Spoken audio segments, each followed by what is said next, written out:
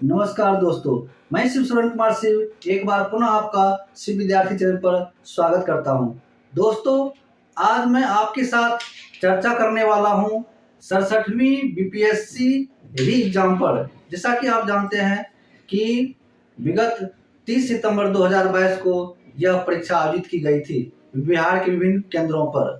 तो आइए मैं सीधे आपको सवाल पर ले चलता हूं कि जो इसमें जो 10 प्रश्न पूछे गए हैं, उस 10 प्रश्नों को हम किस तरह आसानी से हल कर सकते हैं। तो आइए मैं सीधे आपको प्रश्न पर ही लेकर चलता हूं। सबसे पहले तो मैं ये बता दूं कि 67वीं बीपीएससी री एग्जाम में जो मैथमेटिक्स का जो सवाल आया है, तो इसे आप न तो आसान कर सकते हैं और ना ही टफ कर सकते हैं। अर्थात आप यह कह सकते हैं कि यह सवाल मीडियम क्वालिटी का था, जिसे उम्मीद करता हूं कि ज़्यादातर जो परीक्षार्थी है उसे सॉल्व कर लिए होंगे। ठीक है, तो औसतन यह ठीक ठाक सवाल था। तो मेरे पास आप जैसा कि आप देख रहे हैं, ये एग्ज़ाम का सेट डी है, जिसमें 81 से मैथमेटिक्स का सवाल था, 81 से 90 तक। तो आइए मैं इस प्रश्नों पर एक एक करके चर्चा करता हूं। देखिए, पहला प्रश्न है कि एक घड़ी सुबह ठीक 6 बजे सेट की जाती है। यह घड़ी 24 घंटे में 10 मिनट आगे बढ़ जाती है। जब दूसरे दिन यह घड़ी 11 बजे पूर्वाह्न इंगित करती है, तो सही समय क्या होगा। देखिए, प्रश्न में है, आपको 3 चीज दिया हुआ है कि 6 बजे जो है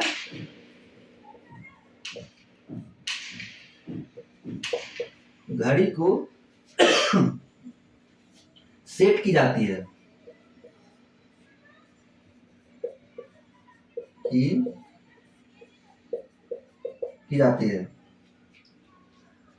यह घड़ी 24 घंटे में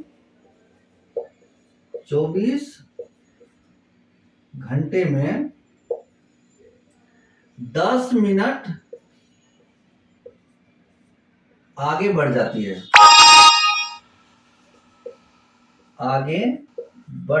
है।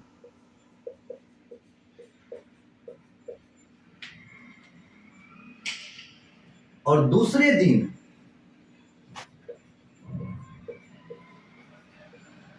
दिन 11 बजे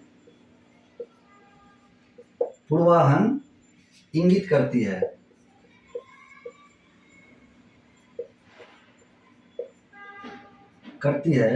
तो कह रहा है कि सही समय क्या होगा।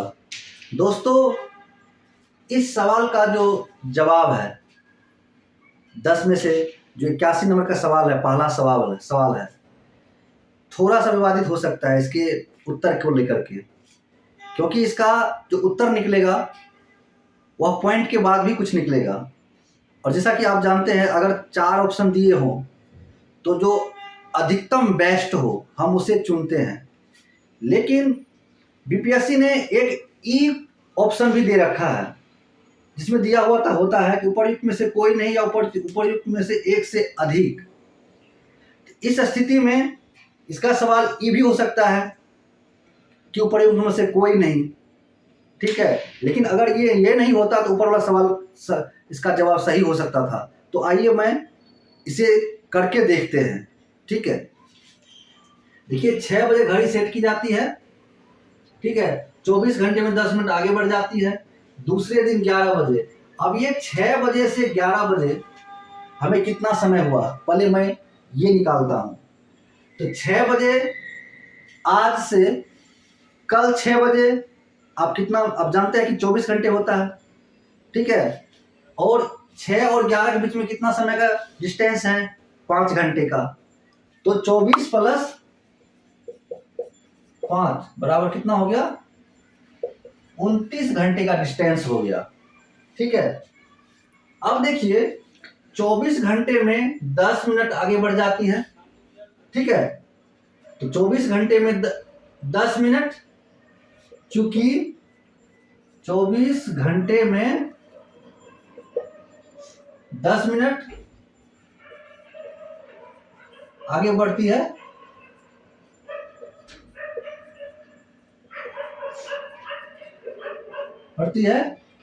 इसलिए 1 घंटे में 10/24 मिनट आगे बढ़ेगी।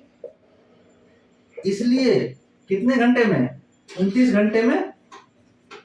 29 घंटे में तो कितना हो जाएगा? 10/24 गुना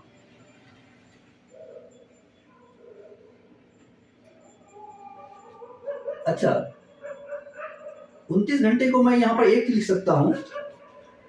हमें एक्स्ट्रा कितना निकालना है? 5 घंटे ही निकालना है, ठीक है। 24 घंटे का समय दिया हुआ है ही, 10 मिनट आगे बढ़ती है, तो सिर्फ मैं 5 घंटे का निकाल लूं तो हमारा काम आसान हो जाएगा। तो यहाँ 29 ना लिख करके 5 में लिखता हूँ, क्योंकि ऑलरेडी 24 घंटे में 10 मिनट आगे बढ़ती है, ये दिया हुआ है। तो अधिकतम समय क्या 29 है, तो 29 में से 24 का तो दिया हुआ है ही, 10 मिनट आगे बढ़ती है, तो हम सिर्फ 5 का निकालते हैं और उसको जोड़ देंगे, ठीक है। तो 5 घंटे में कितना हो जाएगा?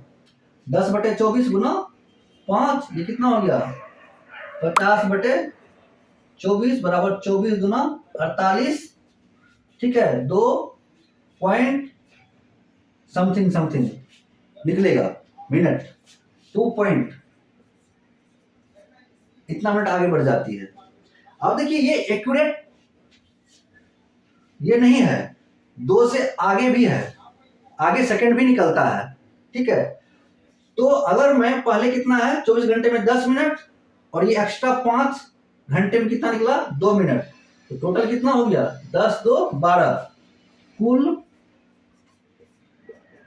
बराबर कितना हो गया? 10 + 2 बराबर 12 मिनट। लेकिन दोस्तों क्या यह 12 मिनट पूर्णता है? नहीं, इससे ज्यादा भी हो सकता है, क्योंकि यहाँ दशमलव के बाद और कुछ भी निकलेगा।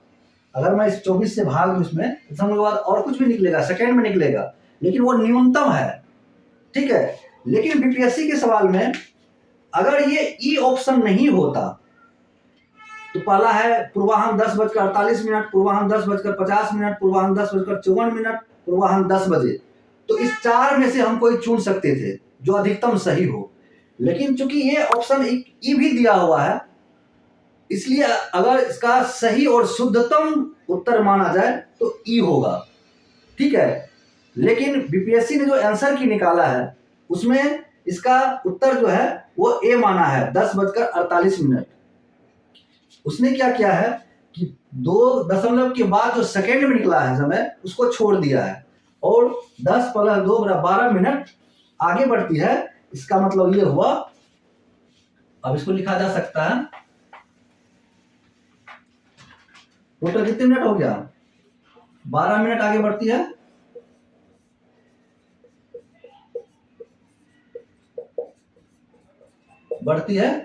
सही समय क्या है? 11 बजे है, तो इसमें से क्या हुआ? घट जाएगा सही समय बराबर कितना हो जाएगा? 10:48। 11 बजे में से 12 मिनट को मैंने घटा दिया, 10:48। लेकिन ये 48 मिनट जो है, इसका और सेकंड भी हो सकता है, ठीक है, कम हो जाएगा, 48 सेकंड से कम हो जाएगा।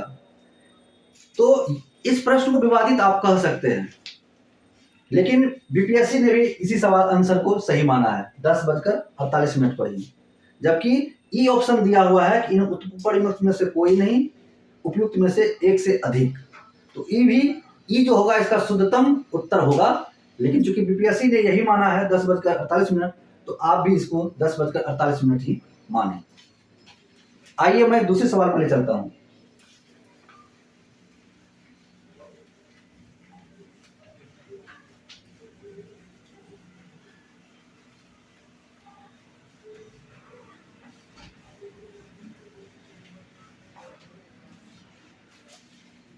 बेरासी नंबर में दिया हुआ है कि 5 और 6 बजे के बीच किस समय घड़ी की दोनों सुइयां एक साथ होंगी।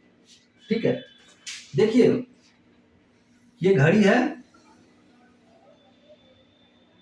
जिसका केंद्र बिंदु है, ये हो गया 12, ये हो गया 6, ये हो गया 9, ये हो गया 3, 2, 1, 2, 3, 4,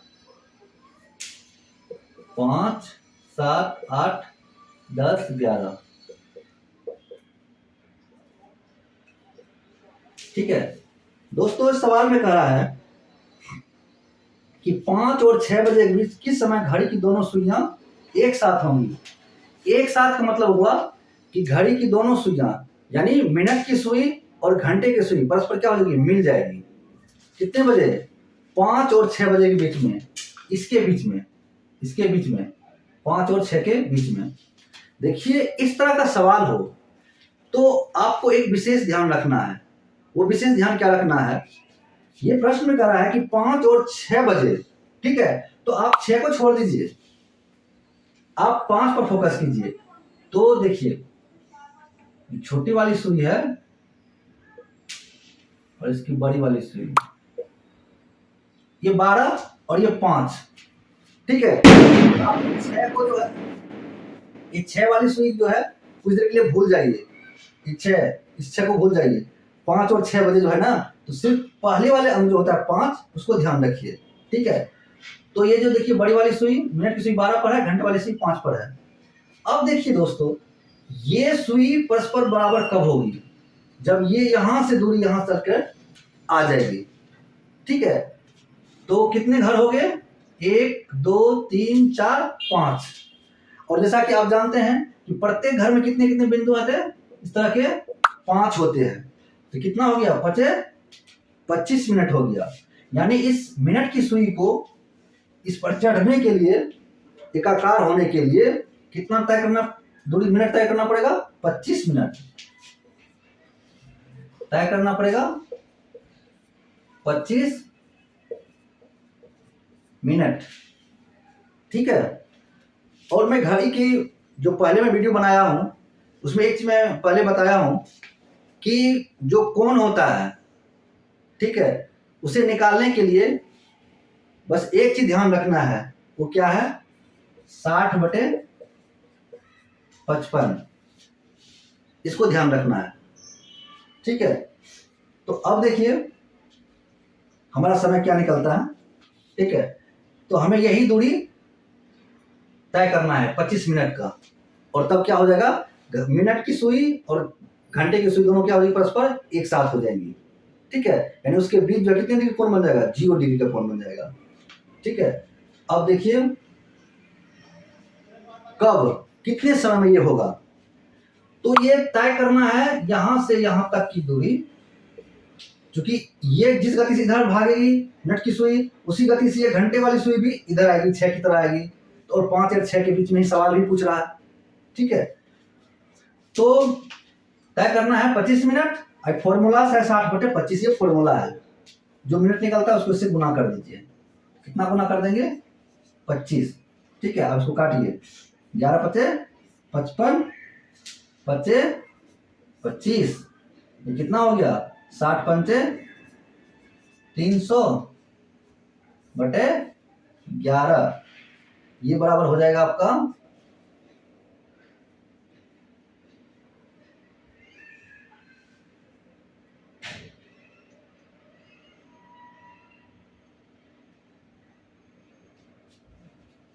11×5 = 55, 25,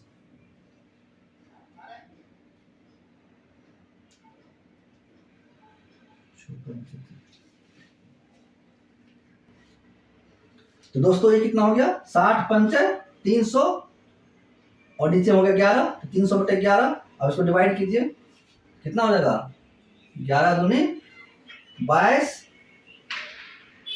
11 दूनी 22, कितना बचा, 8, 8 पर 0 80, 11 7 77, कितना बचा 3, ये कितना हो गया, 3/11।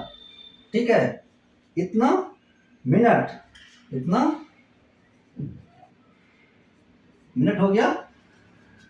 यानी इतना समय के बाद, और हमारा निर्धारित समय कितना है 5 5 6 के बीच में, यानी इतना समय और इधर आएगा, ठीक है। तब जो है घंटे और मिनट की सुई दोनों परस्पर क्या हो जाएंगे, मिल जाएंगे इतना मिनट के बाद, यानी 5 बजकर, इसका उत्तर क्या हो गया 5:27:3/11 मिनट में घंटे और मिनट की सुई क्या हो परस्पर एक साथ हो जाएगी। यही हमारा क्या हो गया आंसर हो गया 5:27:3/11। ठीक है। अब मैं तीसरे सवाल की ओर ले चलता हूं आपको।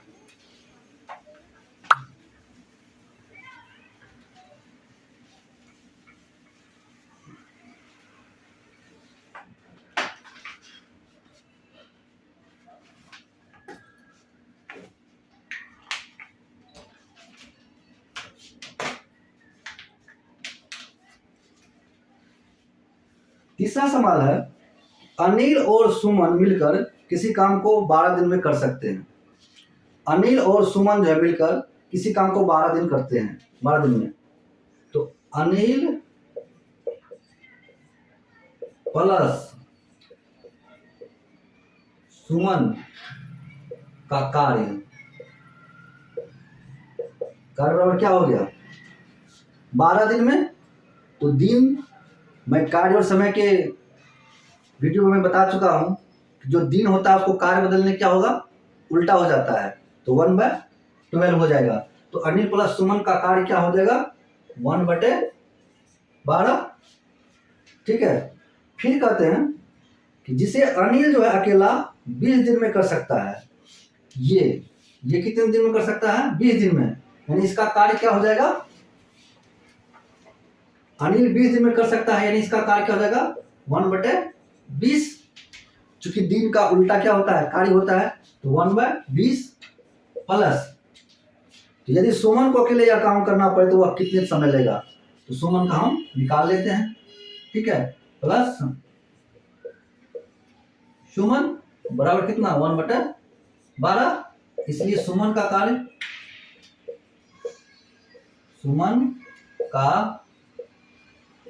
कार्य बराबर क्या हो गया 1/12 माइनस 1/20 बराबर 12 और 20 का एलसीएम कितना हो जाएगा 60। 12×5=60, 20 माइनस 20×3=60, कितना हो गया 2/60 बराबर कट गया 1/30। ये कार्य हो गया, इसलिए सुमन को लगा समय बराबर क्या हो जाएगा 30 दिन। आंसर यही आपका उत्तर हो गया। चलिए, ये तो आसान था, मैं अगले सवाल की ओर ले चलता हूं आपको।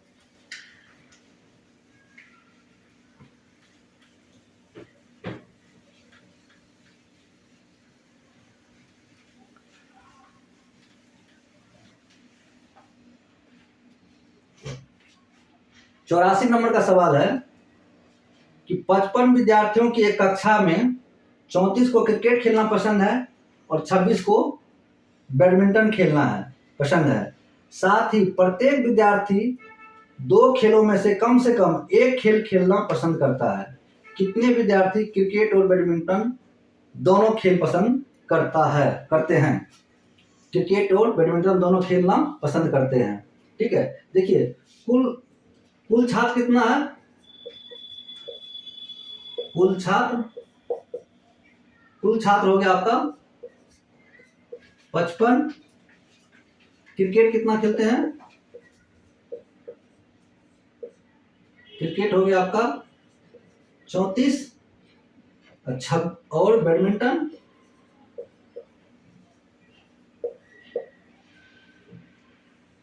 कितना हो गया 26। अब देखिए दोस्तों, इसमें एक आप चाहें तो इस सवाल को बिना पेन कलम का भी आसानी से हल कर सकते हैं। कहिए वो कैसे? तो ये करा कि 55 विद्यार्थी कुल हैं, टोटल हैं विद्यार्थी, टोटल स्टूडेंट कितना है? 55 है। और क्रिकेट कितना खेलते हैं? 34। अब बैडमिंटन कितना खेलते हैं? 26। तो करा कितने विद्यार्थी क्रिकेट और बैडमिंटन दोनों खेलना पसंद करते हैं? तो इन दोनों मिला करके अगर ज्यादा हो रहा है, इसका मतलब जो ज्यादा वाला विद्यार्थी है वो दोनों खेलते हैं दूसरे को, बैडमिंटन भी खेलते हैं और क्रिकेट भी खेलते हैं, वही विद्यार्थी क्या होगा? ज्यादा होगा। तो अगर मैं इन दोनों को जोड़ दूं, कितना हो जाएगा? 0 3 2 5 1 6 60 हो गए। हमारे पास कुल छात्र कितने हैं? 55 है, लेकिन ज्यादा कितना हो गया? ज्यादा बराबर कितना होगा? 5। इसका मतलब ये हुआ कि यही 5 छात्र जो है, जो कि दोनों खेलते हैं, क्रिकेट भी खेलते हैं और बैडमिंटन खेलते हैं, मतलब ये 5 छात्र इस 34 में भी है और ये 5 छात्र किस में है? ये 26 में भी है। ये कॉमन हो गया और यही आपका उत्तर भी है। कितने विद्यार्थी क्रिकेट और बैडमिंटन दोनों खेल पसंद करते हैं? तो 5। यही आपका आंसर हो गया, क्योंकि यही 5 34 में भी है और यही 5 26 में भी है, इसलिए ये बड़ा हो गया, 60 हो गया, क्योंकि हमारा कुल स्टूडेंट का स्ट्रेंथ कितना है? 55 भी है। ठीक है, इसको हम वेन आरेख से भी बना सकते हैं। ठीक है, वैसे यहां भी आंसर निकल जाता है। वेन आरेख से कैसे होगा? तो देखिए, ये मान लिया क्रिकेट, के मान लेता हूं, इसको बैडमिंटन भी मान लेता हूं। ठीक है, अब देखिए टोटल स्टूडेंट कितना है? 55 है। ठीक है, टोटल कितना है? 55। ये कितना है? 55 है। ठीक है, अब देखिए ऐसे छात्र जो कि बीच में आएगा, तो वही फिर यही 5 यहां आ जाएगा। ठीक है, अब 34 में से 5 गया तो कितना बच जाएगा यहाँ पर? क्रिकेट में 29, इसमें कितना हो जाएगा? 21। अब देखिए टोटल का योग कितना हो गया? 55 हो गया। इसका मतलब ये हो गया, मैंने कहा था ना कि 34 में 29 5 34, ये 5 जो है 34 में ही मिला हुआ है, और 26 21 5 26, इस 26 में ये 5 भी मिला हुआ है, अर्थात यही 5 वो स्टूडेंट है जो कि दोनों चीज खेलना पसंद करते हैं, बैडमिंटन भी है और क्रिकेट भी। तो यहां से भी आपका आंसर ये निकल गया, आपका 5 आंसर।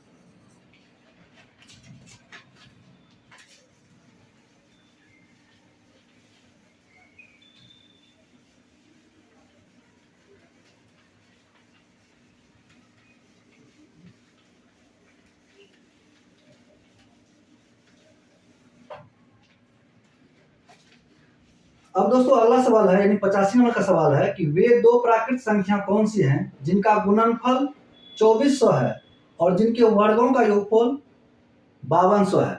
देखिए इस प्रकार के सवाल जो है ना, ऑप्शन से बनाना आसान होता है, जो विकल्प दिए होते हैं, ठीक है, उससे आप जल्दी से बना सकते हैं। देखिए मान लीजिए कोई संख्या, एक संख्या मान लीजिए x है और दूसरा x और y है, मुझे x और y संख्या है, कहा जिनका गुणनफल 2400 है, यानी x y कितना होना चाहिए? 2400, और जिनके वर्गों का गुणनफल 5200 है, यानी x square plus y square बराबर कितना होना चाहिए? 5200 होना चाहिए। ठीक है, ऑप्शन में दिया हुआ है 80 और 30। ठीक है, तो 80 और 30 को गुना करने से ये तो हो जाता है, ठीक है, लेकिन ये नहीं हो पाएगा, क्योंकि 80 का स्क्वायर करते हैं तो 80 6400, ठीक है, लेकिन यहाँ तो 5200 है, ये अकेले 6400 हो गया, तो ये ऑप्शन भी क्या हो गया? गलत हो गया। उसी तरह 75 और 32 भी क्या है? गलत है। 120 और 20 भी गलत है। आपका आंसर क्या होगा? 60 और 40। अब देखिए 60 गुना 40 करते हैं तो 2400, जो कि ये है, हो जाता है। फिर अब 60 का स्क्वायर करते हैं तो 60 स्क्वायर प्लस 40 स्क्वायर बराबर कितना हो गया? 3600 प्लस 1600, बराबर कितना हो गया 3600, 1600, 5200। ठीक है, और यही देखिए आपका 5200 भी है यहां से। यानी ये 60 और 40 जो है ये दोनों को क्या करता है, फुलफिल करता है, इसलिए हमारा ये ऑप्शन जो है ये सही है 60-40। ठीक है,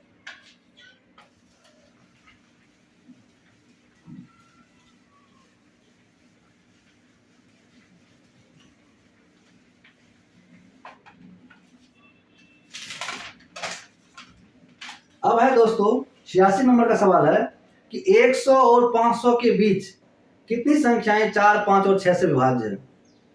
आप जानते हैं एक बात कि जब किसी संख्या का हम एलसीएम निकालते हैं तो जो एलसीएम होता है और जिस संख्या का हम एलसीएम निकालते हैं उस संख्या से वो एलसीएम जो है विभाजित हो जाती है। ठीक है, तो ये कह रहा है 100 और 500 के बीच कितनी संख्याएं हैं जो 4, 5 और 6 से विभाज्य है। तो पहले में 4, 5, 6 कितने के बीच में पूछ रहा है, 100 से 500 के बीच पूछ रहा है। ठीक है, अब संख्या क्या कहती हुई है, 4, 5 और 6, 4, 5 और 6 संख्या दी हुई है। तो पहले क्या करेंगे, इसका एलसीएम निकाल लेंगे। ठीक है, 2 दूनी 4, 5, 2 तिया 6, अब नहीं निकलेगा। अब देखते हैं 5 तिया 15, 2 30, 2 60, एलसीएम कितना हो गया, 5 तिया 15, 60, 5 तिया 15, 30, 2 60। लेकिन प्रश्न में पूछ रहा है 100 और 500 के बीच, तो ये 60 तो 100 के बीच में नहीं है, तो नीचे है।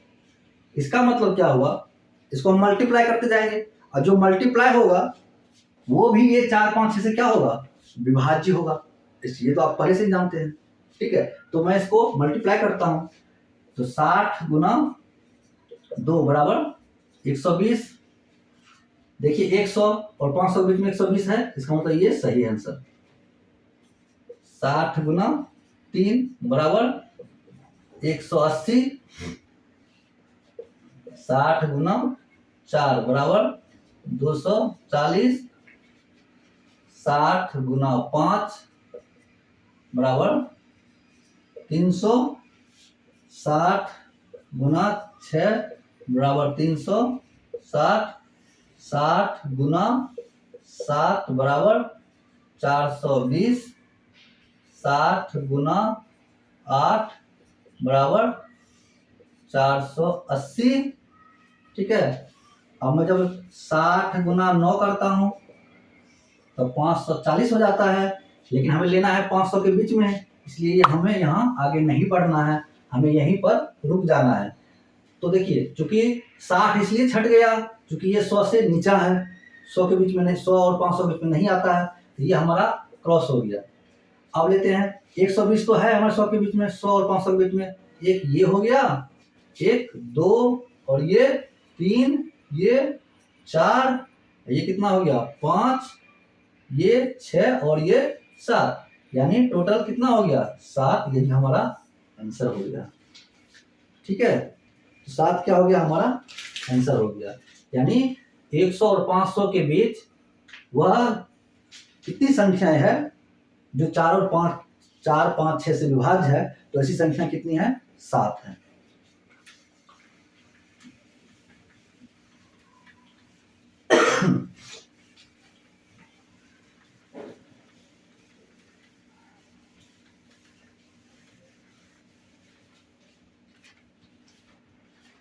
अब देखिए बहुत जो इस 10 सवाल में थोड़ा सा आप इसको कह सकते हैं कि टफ तो नहीं कर सकता, मतलब स्टैंडर्ड सवाल, कि 70 किग्रा के मिश्रण में 70 केजी मिश्रण है, मिश्रण में बालू और सीमेंट है। क्या है इसमें, बालू प्लस सीमेंट है। ठीक है, सीमेंट है, किस अनुपात में है, तो 4:1। ठीक है, बालू और सीमेंट का अनुपात कितना है, 4:1 में। 70 केजी मिश्रण है, बालू और सीमेंट का अनुपात 4:1 दिया हुआ है। कह रहा है कि उसमें मिश्रण में कितना बालू और मिला दिया जाए। क्या मिलाना है हमें? ये बालू करा मिलाने के लिए, ये नहीं मिलाना है, हमें सिर्फ बालू मिलाना है कि बालू और सीमेंट का अनुपात जो है वह 6:1 हो जाए। ठीक है, ये बालू अगर हम मिला दें तो उसका अनुपात कितना हो जाए? 6:1 हो जाए।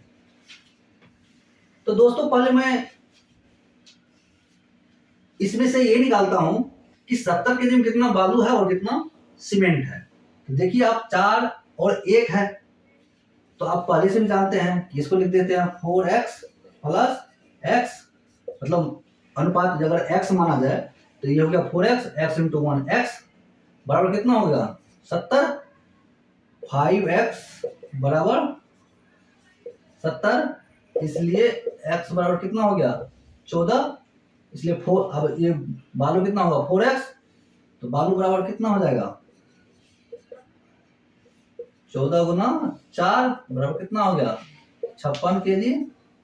और सीमेंट बराबर कितना हो जाएगा? 14 गुना 1 बराबर 14 केजी। ठीक है, अब प्रश्न कर रहा है कि ये 56 केजी है, 14 केजी है। अब इसको बढ़ा करके आगे बढ़ा जाए और इसको हम फिक्स रखते हैं 14 केजी को, तो हमारा अनुपात कितना होना चाहिए? 6:1 होना चाहिए। ठीक है, तो इसमें बालू कितना हो गया? 56 केजी, और ये कितना हो गया? 14 केजी। ठीक है, अब इसमें कितना बालू और डाले ये अनुपात हमें 6:1 दे दे। ठीक है, तो मैं इसको लिखता हूं, बालू बटे सीमेंट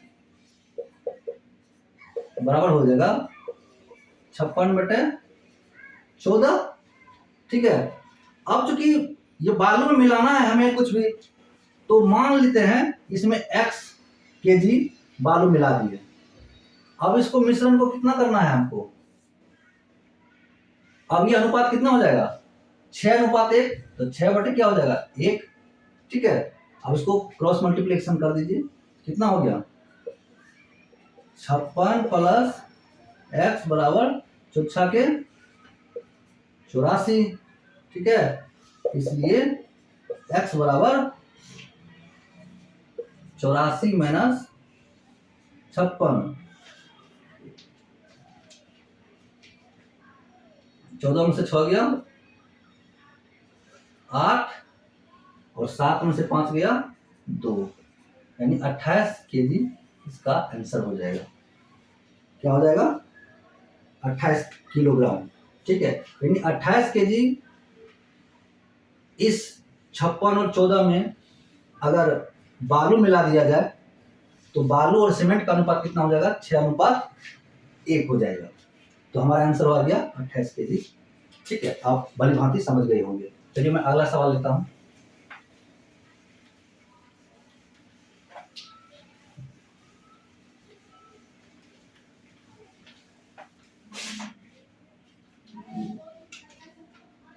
बस 3 सवाल और बचे हुए हैं। 150 प्रति दर्जन की दर से संतरे बेचने पर शशि को 25% की हानि होती है। 20% का लाभ पाने के लिए उन्हें किस दर से बेचना चाहिए? देखिए, जब ये हो कि सवाल में इतने प्रतिशत से बेचने से लाभ हो, लाभ लेना है, तो हर हालत में सबसे पहले क्या निकालना पड़ता है? क्रय मूल्य निकालना पड़ता है। ठीक है, जो कि इसमें दिया हुआ नहीं है। कहा 150 रुपये प्रति दर्जन, तो मान लेता हूं कि ये विक्रय मूल्य जो है, 1 दर्जन का विक्रय मूल्य कितना है? 150 रुपया है। ठीक है, 25% हानि होती है अगर इतने में बेचता है 150 रुपये में। ठीक है, तो 25% हानि का मतलब क्या हुआ?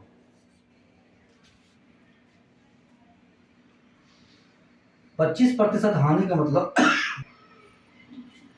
तो 1 दर्जन का विक्रय मूल्य 150 रुपये। अब आगे जब हमें 25% की हानि होती है, देखिए 25% का हानि का मतलब ये हुआ कि अगर मान लीजिए उसकी वस्तु का मूल्य है, यानी संतरे का मूल्य 100 रुपये है, तो उसने 25% हानि में बेचा है, यानी 75 रुपये में बेचा है।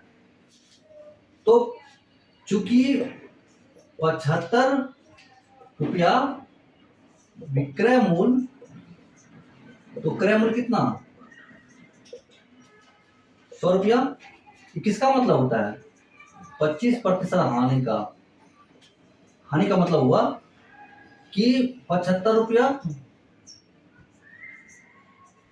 विक्रय मूल्य, 100 रुपया क्या हो गया क्रय मूल्य। 25% हानि का मतलब हुआ, ठीक है। तो चूंकि 75 रुपया विक्रय मूल्य, तो क्रय मूल्य कितना 100 रुपया, इसलिए 1 रुपया विक्रय मूल्य, तो क्रय मूल्य कितना 100/75। और दिया हुआ क्या है, एक दर्जन जो है संतरे वो 150 रुपये में बेचता है। तो देखता हूं कि इसका विक्रय मूल्य, इसका क्रय मूल्य क्या होता है। इसलिए 150 रुपये विक्रय मूल्य, तो क्रय मूल्य बराबर कितना हो जाएगा 100/75 गुना 150, ठीक है।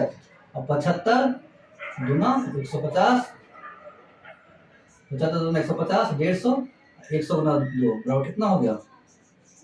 यानी इसका अगर विक्रय मूल्य 150 रुपये है संतरे का, तो उस व्यक्ति ने खरीदा था कितने में 200 रुपये में।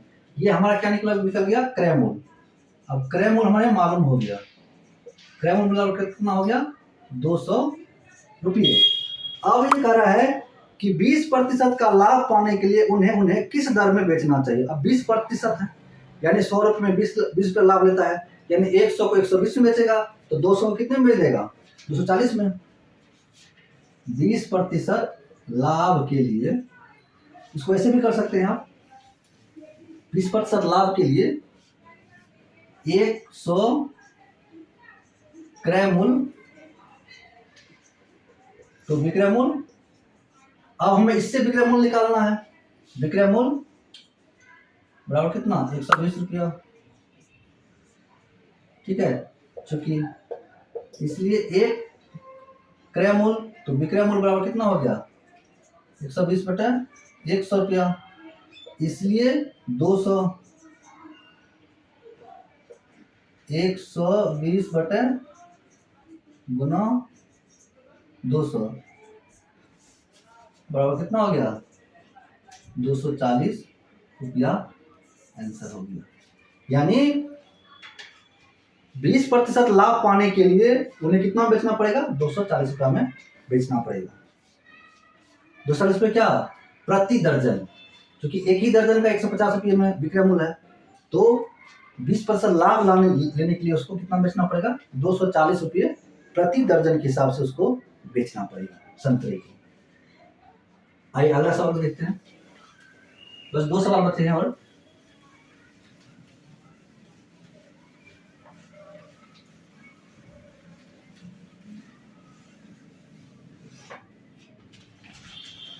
एक समचतुर्भुज के विकर्णों की लंबाई 10 सेंटीमीटर और 24 सेंटीमीटर है। जैसा कि आप जानते हैं कि समचतुर्भुज के जो विकर्ण है एक दूसरे को समकोण पर विभाजित करती है, ठीक है। तो ये रहा समचतुर्भुज,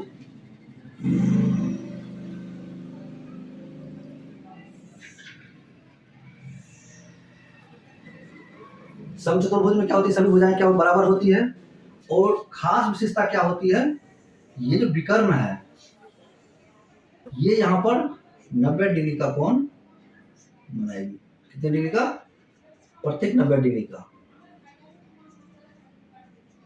90 डिग्री का कोण बनाएगी। अब ये कर रहा है एक समचतुर्भुज विकर्णों की लंबाई 10 सेंटीमीटर, ये जो है मान लीजिए 10 सेंटीमीटर है। अब विभाजित करती है, समद्विभाजित भी करती है, तो अगर 10 ये है इसका मतलब ये कितना हो गया 5 और 5।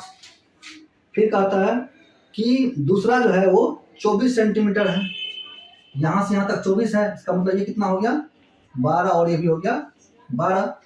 बचा क्या, अब कह रहा है कि इसका परिमाप क्या होगा।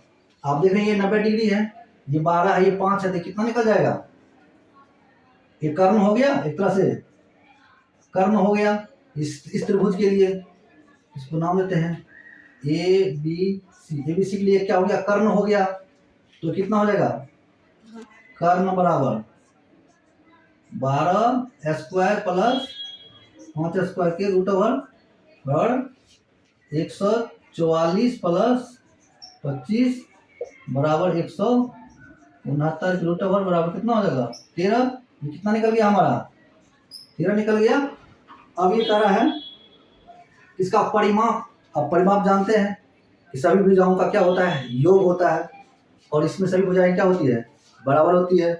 तो ये हो गया 13, 13 ये भी हो गया, ये भी 13 और ये भी 13, तो परिमाप बराबर कितना हो गया, परिमाप बराबर 4 गुना भुजा बराबर 4 गुना 13 बराबर कितना हो गया 52 cm। यही हो गया आंसर, 52 cm यही हो गया आंसर। ठीक है, आइए लास्ट सवाल है।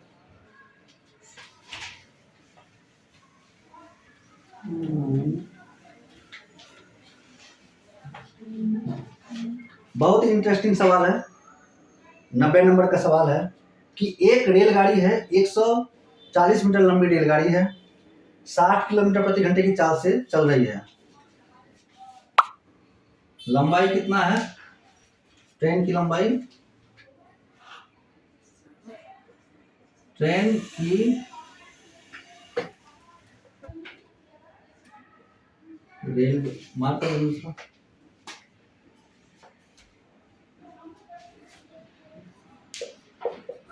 रेल की लंबाई क्या है, लंबाई बराबर दिया हुआ है 140 मीटर, 140 मीटर।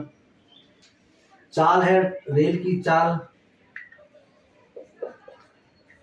चाल बराबर कितना है 60 km प्रति आवर।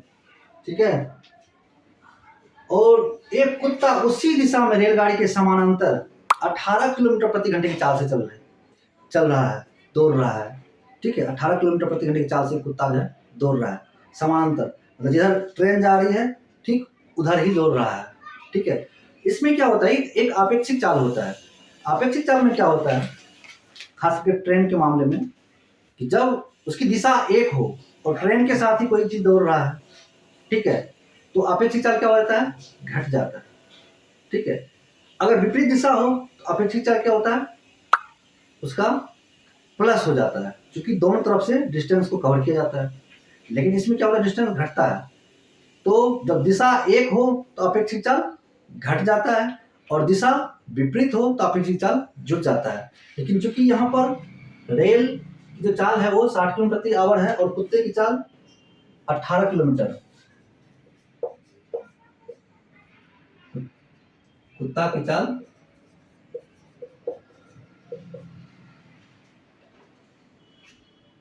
18 km प्रति आवर है, तो इसका अपेक्षित चाल क्या हो जाएगा, इसको आप अंग्रेजी में रिलेटिव वेलोसिटी बोल सकते हैं। अपेक्षित चाल बराबर कितना हो जाएगा 60 माइनस 18 बराबर 42 km प्रति आवर। ठीक है, अब देखिए, अब ये सवाल कर रहा है कि रेलगाड़ी कुत्ते को कब पार कर लेगी। रेलगाड़ी, ठीक है, मान लीजिए ये रेलगाड़ी है, ठीक है, मान लीजिए कुत्ता यहाँ पर इसी दिशा में दौड़ रहा है। ठीक है, कुत्ता यहाँ पर दौड़ रहा है। अब मान लीजिए कुत्ता है, मान लेते हैं कुत्ता है, ठीक है, तो इस कुत्ते को जब रेलगाड़ी पार करेगी तो कुत्ता, रेलगाड़ी की जो ये वाला हिस्सा है वो कहाँ इधर आ जाएगी, और ये वाला हिस्सा कहाँ आ जाएगी, यहाँ तब पार हो जाएगी।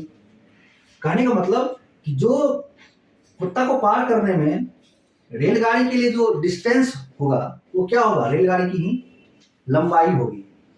ठीक है, तो देखिए रेलगाड़ी लंबाई कितना है, 140 मीटर दिया हुआ, लेकिन ये मीटर है, ये किलोमीटर प्रति आवर है। तो सबसे पहले मैं क्या करता हूँ, इसको मीटर प्रति सेकंड में बदल लेता हूँ। तो आप जानते हैं फॉर्मूला कि 5/18 से गुना कर करके मीटर प्रति सेकंड में लगा सकता है।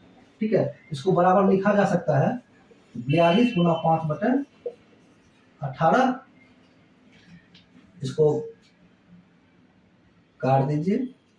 21 दूना 42, 9 दूना 18, 3 तिया 9, 7 तिया 21, कितना हो गया 35/3 मीटर प्रति सेकेंड हो गया। ये क्या होगी, अब रेलगाड़ी की अपेक्षित चाल हो गई 35/3 मीटर प्रति सेकेंड। अब इसी चाल से इस लंबाई को, इस दूरी को रेलगाड़ी को तय करना है। ठीक है, तो करा कितना समय लेगा, समय बराबर आप जानते हैं, समय बराबर क्या होता है, दूरी बटे